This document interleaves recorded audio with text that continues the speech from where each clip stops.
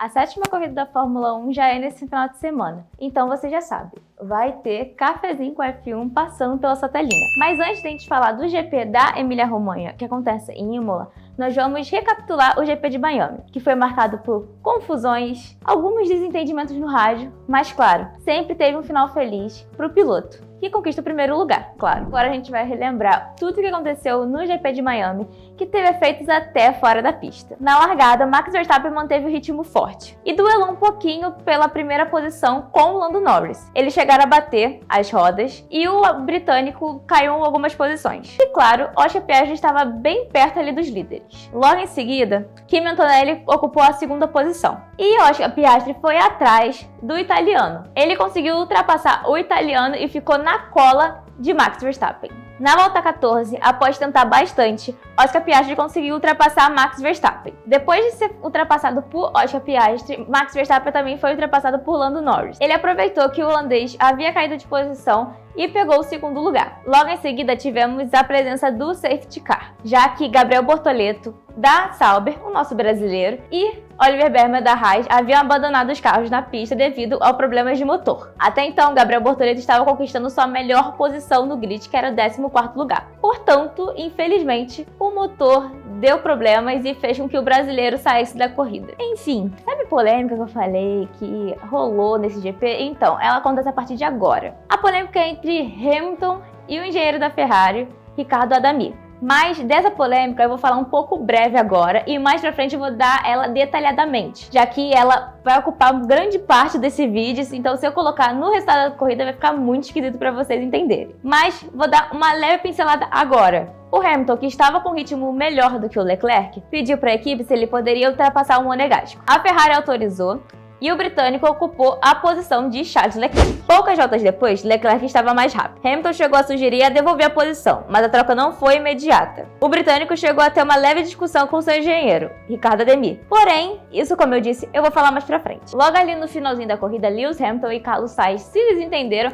e quase se colidiram. Eles brigaram pela 8ª colocação, e o britânico levou a melhor na frente do espanhol. Com um bom desempenho de corrida, ritmo forte e uma estratégia impecável, Oscar Piastri venceu o Grande Prêmio de Miami. A McLaren também conseguiu colocar um outro carro no pódio, o de Lando Norris. Então a gente teve uma dobradinha. Além de Norris, George Russell também participou do pódio com a 3ª colocação com a Mercedes. Agora a gente vai falar um pouco da discussão entre Lewis Hamilton e o engenheiro Riccardo Adami, que movimentou muitas redes sociais e também os noticiários, a mídia no geral, vamos dizer assim. Vou falar em ordem cronológica, para vocês não se perderem, porque foi muita coisa acontecendo ao mesmo tempo. Na volta 34, Charles Leclerc ultrapassou Carlos Sainz e ficou na 7ª colocação. Nesse momento, com pneus médios, Lewis Hamilton começou a se aproximar. Entre as voltas 35 e 36, Hamilton reclama ao rádio que ele está preso atrás de Leclerc, mesmo sendo mais rápido entre os dois carros. Em seguida, o britânico critica a equipe e relata o desgaste dos pneus. Abre aspas. Vocês querem que eu fique aqui o tempo todo? Isso não é um bom trabalho de equipe. Fecha aspas. Na volta 37, Leclerc deixou Hamilton passar e o britânico subiu para a 7ª colocação. Da volta 38 a 50 foi uma verdadeira novela. Por quê? O Hamilton não conseguia abrir vantagem e o Leclerc estava se aproximando, já abrindo DRS. Aí dessa vez foi a hora do Monegasco reclamar com a equipe. Charles disse que estava sofrendo com ar sujo, os pneus estavam super aquecidos, apesar dele estar mais rápido. Aí ele pede para o Hamilton devolver a posição. Na volta 53, a Ferrari pede para eles trocarem de lugar. O Hamilton cede a posição para o Leclerc.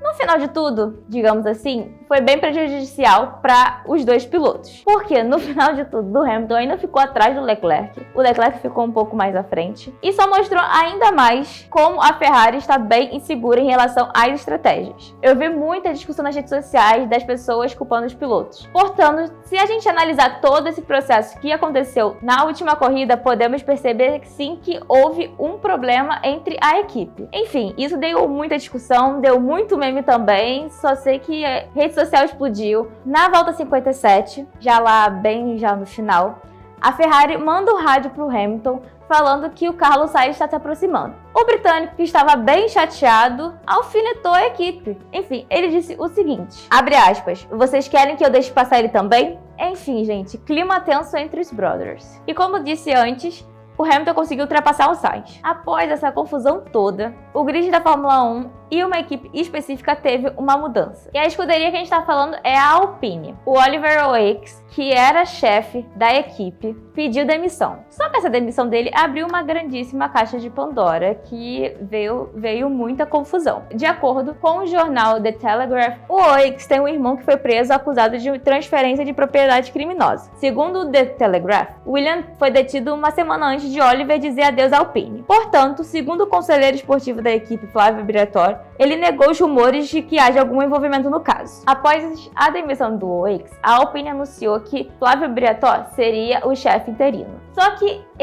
o anúncio dele, digamos assim, foi recebido pelas mídias sociais e por muita gente como algo polêmico. Por quê? O Briatore estava envolvido diretamente no caso do Singapura Gate. Ele era chefe de equipe da Renault quando houve aquela questão que o Nelson Piquet bateu no muro para favorecer Fernando Alonso. Segundo as investigações, foi a mando do Flávio Briatore. Na época, ele foi banido de participar de qualquer prova ou competição da FIA. Portanto, ele conseguiu recorrer em 2010 contra isso e conseguiu, já que atualmente ele está dentro da Alpine. E tem mais informações da Alpine. Na última semana, a equipe anunciou a troca de Jack Dohan por Franco Colapinto. Sim, o argentino está de volta. Ele foi anunciado de uma forma bem engraçada na Argentina. Ele é patrocinado pelo Mercado Livre e eles fizeram uma brincadeirinha como se fosse entregar um pacote quando foi ver o Franco e anunciar ele como piloto da Alpine. Essa troca meio que pegou uma pessoa não gostou em si, que é o Mick Dohan, o pai do Jack Dohan, que é pentacampeão da MotoGP. Ele fez uma publicação nas redes sociais, dando a entender que a culpa não era do filho dele, e sim do carro da Alpine. Enfim, depois de todo esse babado, confusão e afins, agora a gente vai falar de todos os detalhes que você precisa saber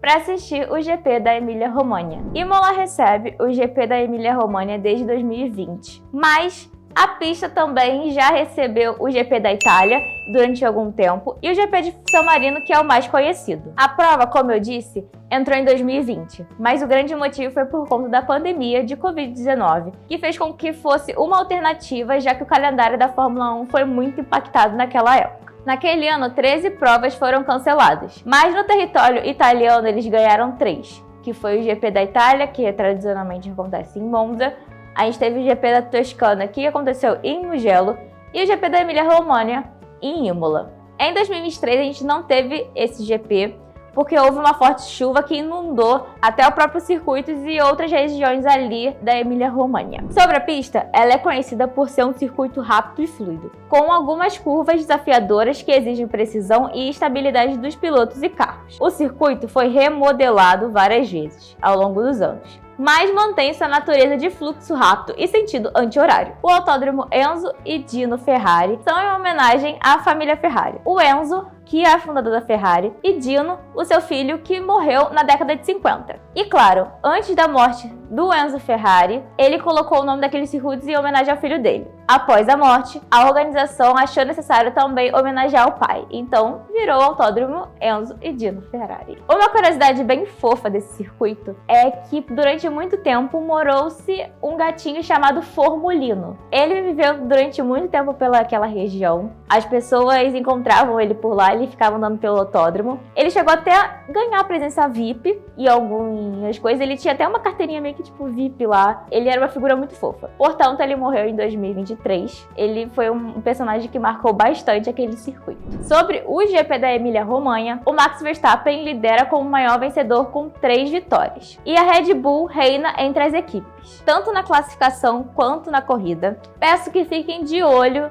nos pilotos da Mercedes e da McLaren, mas principalmente da McLaren devido que eles estão despontando pra caramba nesse campeonato. Mas a Mercedes, na minha opinião, também tá aí pra pegar um pouquinho do pódio. Mas a gente tem Max Verstappen também, que pode querer pegar um pouquinho desse pódio. Então ele também é um outro personagem que a gente pode também ver fazendo alguma coisa nesse circuito da Emília-Romanha. Eu também acredito que esse circuito pode ser uma chance do Gabriel Bortoleto pontuar. já que na Fórmula 2 ele passou por lá, então ele conhece um pouco mais desse circuito, então eu acho que dá pra pegar alguns pontinhos, claro, se o motor da Sauber e o carro funcionarem, porque, gente, pelo amor de Deus, dê tudo certo, vamos dizer assim, eu acho que dá pra pegar uns pontinhos aí por ele conhecer mais a pista. Enfim, galera, chegou o fim de mais um Café com a F1. Muito obrigada por assistir a gente e, claro, boa corrida. Essa corrida vai ser de manhã, então acordem cedinho, por favor, pra vocês não perderem absolutamente nada. E é isso. Beijinhos e bom café!